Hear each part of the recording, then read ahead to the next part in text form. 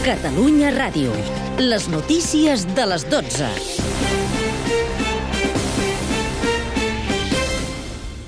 Hola, bon dia. Estem als informatius de Catalunya Ràdio. Em dic Judit i començo amb la primera notícia d'avui.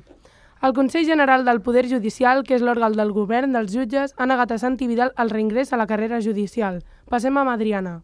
Moltes gràcies. Respirar pol·lució atmosfèrica durant l'embaràs, fins i tot dins els límits. I li passo el torn a la meva companya Àngela. Moltes gràcies, Adriana. Penélope Cruz i Javier Bardem protagonitzen el film de Fernando León de Aranoa sobre el narcotraficant colombià Pablo Escobar. Li passem el torn a Paula. Moltes gràcies, Àngela. 8 de març històric per les reivindicacions feministes i li passo el torn a la meva companya Núria. Gràcies, Paula. Els preus de l'habitatge van pujar a Catalunya un 9,6% l'any passat. És la pujada més alta des del 2014.